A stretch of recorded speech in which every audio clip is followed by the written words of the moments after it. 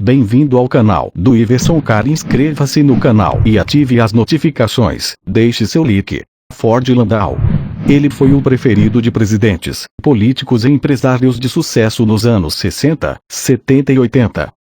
Ícone de uma era, o Ford Landau, uma versão de luxo do Galaxy, foi uma tentativa da marca americana de oferecer um produto acima de média no mercado de automóveis. E o resultado deu muito certo. Isso se verificou nas 77.850, algumas fontes falam em 77.670, unidades produzidas no país entre 1967 e 1980, incluindo os modelos Landau, Galaxy 500 e LTD. Numa época em que o Brasil enfrentou duas crises do petróleo e havia uma disputa de influência cultural americana e europeia no mercado automotivo, o Ford Landau foi um dos produtos que vieram dos Estados Unidos para atender às exigências dos clientes mais abastados, mas que de início atendia também aqueles com poder aquisitivo um pouco menor.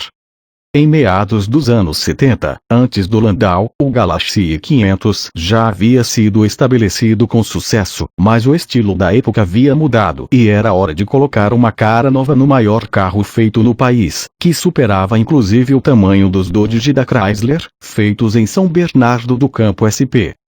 Na capital, nas instalações da Ford no Ipiranga, o Galaxy foi retrabalhado de forma a ficar mais atual para a ocasião, com um facelift que em breve traria a versão topo, Landau. Isso significava também uma mudança de nome, a fim de que o produto fosse realmente algo novo, mas isso não seria por completo, diga-se de passagem. Assim, o nome de uma cidade alemã famosa pela criação de um tipo de carruagem no século XVIII, Landau, acabou por batizar o novo produto, que seria realmente uma versão mais luxuosa do Galaxy 500. O nome Landau já era usado pela Ford nos Estados Unidos há bastante tempo e aqui identificava a versão mais luxuosa do intermediário LTD, o LTD Landau desde o começo dos anos 70. Uma designação elegante para um automóvel igualmente ímpar, o Landau. O novo carro assumia um nome na versão topo de linha, mas estranhamente, ou não, preservavam as duas designações anteriores, Galaxy 500 e LTD. Em realidade, era o mesmo carro, atualizado, é claro. Mas, neste artigo, vamos tratá-lo apenas como Landau para diferenciá-lo do modelo anterior. Afinal, para entusiastas e fãs do primeiro, a era de ouro deste acabou em 1976 e não em 1983, exatamente quando ele perdeu as linhas originais dos anos 60 e ficou de cara nova. Com 5,413 m de comprimento, 1,999 m de largura, 1,412 m de altura e 3,020 m de entre-eixos, o Ford Landau tinha 400 litros no porta-malas e seu tanque tinha apenas 76 litros de gasolina. Tão grande, ele até que era leve, pois pesava pouco menos de 1,8 mil quilogramas. Dotado de um enorme V8 5.0 Windsor, o sedã tinha 199 cavalos a 4.600 RPM em 39,8 kgfm a 2.400 RPM. Equipado com transmissão automática de 3 marchas e conversor de torque, o Ford Landau não tinha um desempenho espetacular para seu porte e potência, fazendo de 0 a 100 km/h em demorados 15,3 segundos e com máxima de 155 km/h. No caso do manual de 3 marchas, ele fazia o mesmo em 13,1 segundos e 165 km/h de final. Ford Landau. Fotos, detalhes, motores e equipamentos do luxuoso, e foi assim que o Ford Landau apareceu no começo de 1976 para suceder o Galaxy 500. Diferentemente do primeiro, o novo sedã tinha a frente com 4 faróis circulares posicionados na horizontal, estando assim de acordo com o que se via nos Estados Unidos. A grade mantinha a proeminência central, mas o capô do Landau era bem ressaltado e imponente, porém, mais amplo que o da atualização anterior, tendo o nome Ford a mira horizontal, herança da Lincoln, onde era vertical, sobre o mesmo. Além disso, piscas integrados ao desenho da carroceria eram algo bem mais moderno que o estilo dos anos 60 do Galaxy, tendo ainda um vistoso para-choque cromado de tamanho maior e igualmente imponente.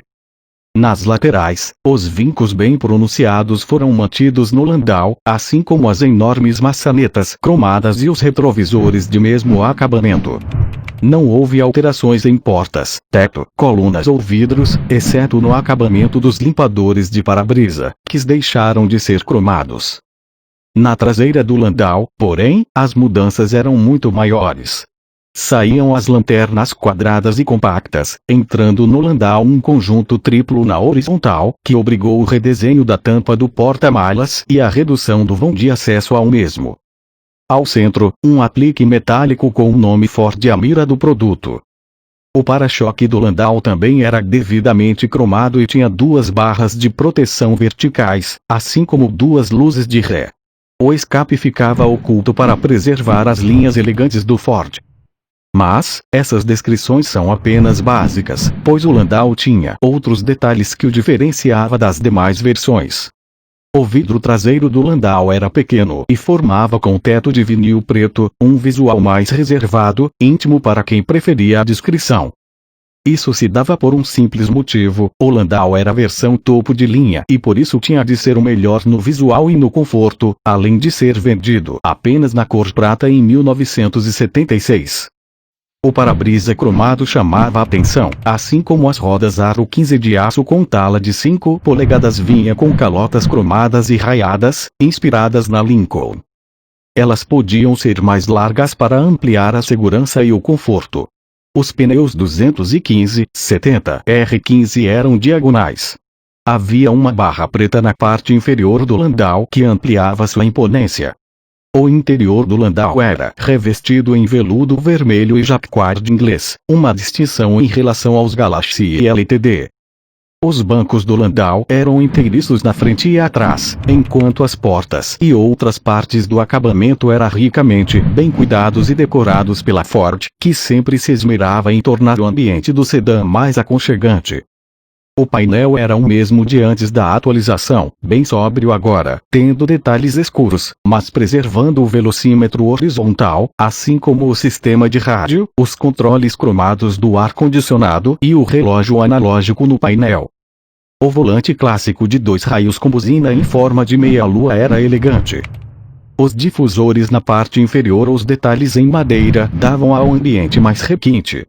Apesar do Landau ser a versão topo de linha e ser diferente em relação aos demais, cabe uma ressalva importante. Todos eram um mesmo carro, com diferenças no acabamento. O Galaxy era mais facilmente identificável, pois os frisos da grade eram verticais e o vidro traseiro era maior. Além disso, não havia teto em vinil. Este também tinha pneus diagonais ao invés de radiais, quando estes chegaram ao Landau. Já o LTD, intermediário, tinha a mesma grade do Landau, mas com vinil no teto nas cores areia, marrom ou preto. Em 1977, o topo de linha ganhou o teto de vinil preto, enquanto o prata virou opcional. O topo de linha passava a ser vendido apenas na cor prata continental com teto de vinil em tom semelhante. O ar-condicionado passou a ser integrado ao painel. No motor, o V8 302 recebeu ignição eletrônica, eliminando o condensador e platinado anteriores. A chamada série segundo, no mesmo ano, mas como linha 1979, trouxe mais opções de cores e novidades em termos de conforto e segurança.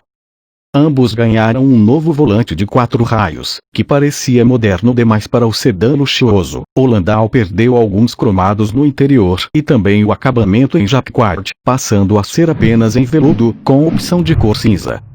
No ano seguinte, o sedã se torna o primeiro carro do mundo movido a álcool, embora alguns digam que foi o Fiat 147, no mesmo ano, e o primeiro exemplar é entregue ao então general João Figueiredo para ser o carro oficial da presidência. Nesse ano de 1979, a Ford comemorava 60 anos de Brasil e por isso o Landau não escapou de ganhar uma série especial com 300 unidades, chamada Landau C, série especial, e pintada exclusivamente na cor vermelho Scala.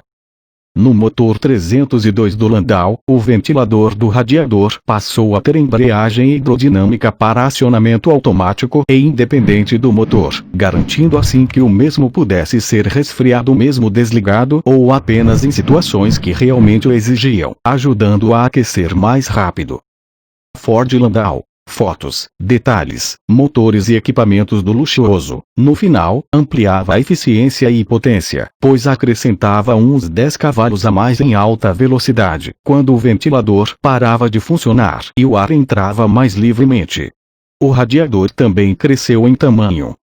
Outra mudança mecânica no Landau foi a adoção de carburador duplo para melhorar o consumo em baixa rotação, finalizando com um tanque maior, com 107 litros, um benefício para o uso do álcool.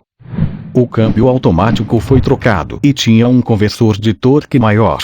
A cor azul clássico, até então exclusiva da diretoria da Ford, se tornou padrão no Landau, que ainda passou a dispor de fato da versão a álcool a partir de abril de 1980.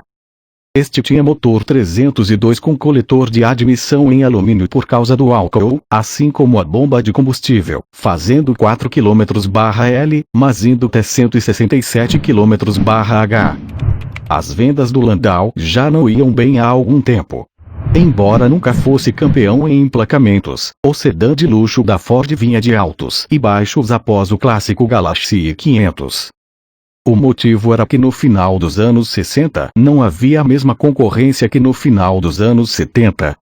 Carros como o Dodge Magnum e levaram, além do Opala Commodore, que recebeu o diplomata em 1980, fizeram com que o Landau tivesse expressiva queda de pouco mais de 5.000 vendidos em 1979 para menos de 3.000 no ano seguinte. Para piorar as coisas para o Landau, a Ford lançou ainda o Del Rey em 1981, um sedã muito menor, mas que tinha a opção de 2 portas e trazia luxos que o famoso sedã nunca ofereceu, tais como vidros, retrovisores e travas elétricas. Isso sem contar que o modelo novo mantinha o padrão de acabamento da marca e vinha com um motor mais econômico, embora fraco. O Del Rey foi a saída da Ford para o fim esperado do Landau e deu certo, visto que mais de 20.000 venderam em 1981 contra pouco menos de 1,6 mil do clássico dos anos 60. O LTD nessa brincadeira acabou saindo de linha. O obituário do luxuoso topo de linha já estava sendo escrito.